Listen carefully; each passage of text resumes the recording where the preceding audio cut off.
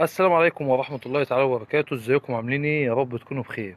طبعا في السريع كده هعلمكم ازاي نعمل اريال داخلي عشان نسمع قناة اون تايم سبورت الارضية في اقل من 10 دقايق.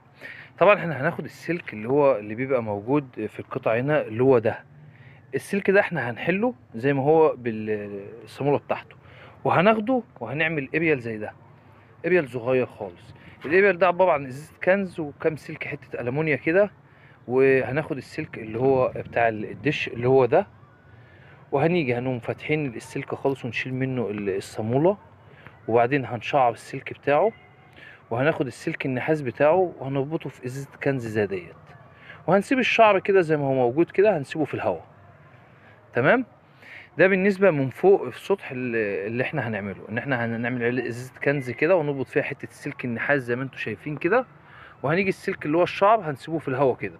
في ناس تانية بقى ممكن تاخد السلك اللي هو بتاع الدش ده، وبدل ما تعمل الاريال اللي انتوا شايفينه دوت، ممكن بيستخدموه بيحطوه في الصامولة هنا في طبق الدش من ورا، بيربطوه هنا ويسيبوا السلك بيربطوه السلك النحاس هنا كده في الصامولة ديت، والشعر اللي هو السلك النحاس بيسيبوه.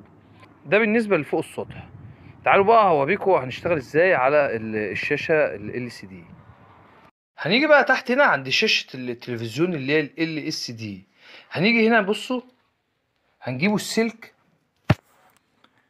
اللي هو بتاع الدش اللي هو البنة، ده سلك الدش اللي هو كان موجود في رصيفة. السلك ده انا خدت منه جبت البنة اللي هي ب5 جنيه. البنة دي هتلاقيها موجودة عند اي حد بتاع دش، وركبت الصامولة العادية هيت في السن بتاع البنة اللي انا اشتريتها، وهاجي اقوم داخل هنا وجاي في التلفزيون من ورا في مدخل اللي هو بتاع الاريال، بس طبعا عشان الرصيفة التلفزيون محكوم فمش عارف اوريكم المكان بالظبط. ده المدخل بتاع الاريال، هقوم حاطط فيه البنة اللي انا جبتها وموصل السلك اللي انا عملته فوق اللي انا وريته لكم. ونيجي بقى هنا ونبص على التلفزيون وهعلمكم ازاي نعمل بحث على قنوات الارضية. يلا بينا. هنا يا جماعة هجيب الريموت بتاع التلفزيون، وهجيب الاعدادات اللي هي بتاعت الشاشة، وهاجي هنا كده هجيب جميع الاعدادات، وهو كده هيدخلني على اعدادات بتاعت التلفزيون اللي هو ال LCD. هنيجي هنا على حاجة اسمها قنوات، اللي هي دي، هندوس على القنوات كده. هنا جاب لي حاجة اسمها توليف القنوات ومدير القنوات، هندوس على حاجة اسمها توليف القنوات. دخلنا على القايمة دي لحظات. هنا يا جماعة في حاجة هنا اسمها توليف تلقائي وفي حاجة اسمها توليف يدوي. احنا هندوس على حاجة اسمها توليف تلقائي، هندوس عليها كده، هيجي لنا حاجة اسمها هنا بحث رقمي فقط. هندوس على كلمة بحث رقمي فقط ونعلم عليها وننزل ندوس على التالي. كده المفروض ان هو بيبدأ يعمل بحث عن القنوات الارضية اللي موجودة، منها قناة اون تايم سبورت وقناة اسكندرية. كل القنوات اللي بقت موجودة دلوقتي البث الرقمي بقت قنوات فول HD، ما عادش بقى القنوات اللي هي الانالوج بتاعت زمان والبوستر والكلام ده.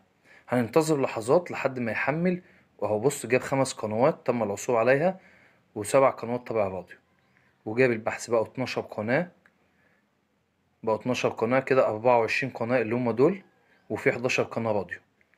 كده بدأ يبحث اهوت، هيخلص بحث وهنخش على التلفزيون على طول الارضي، وهوريكم جودة القناة بتاعت اون تايم سبورت الارضية بقت عاملة ازاي. ما عادش النظام اللي هو بتاع البوستر القديم واللغوشة والكلام ده كله. كده هو خلص، هنقول له تم.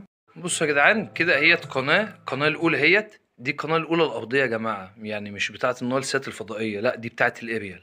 هنيجي نقلب كده، دي قناة نايل نيوز. يعني بصوا يا جماعة الجودة بتاعت الصورة حاجة تانية خالص. هنقلب كده، دي تايم سبورت اللي هتذيع مباراة الأهلي النهاردة على الأرضي. دي يا جماعة جودة قناة تايم سبورت الأرضية اللي موجودة على الإيريال. طبعا زي ما انتوا شفتوا أنا عملت الإيريال بحاجة بسيطة جدا، إزازة كنز وحتة ألمونيا، وخدت السلك بتاع اللي هو الرصيفة، وجيت تحت هنا وصلته في الشاشة وعملت حاجة اسمها بحث رقمي، وبدأ بحث لي عليها وجاب لي القناة دي. يا رب يعجبكم الفيديو، ما تنسوش الشير وما تنسوش متابعة الصفحة ولايكات كتير. يا رب يعجبكم الفيديو.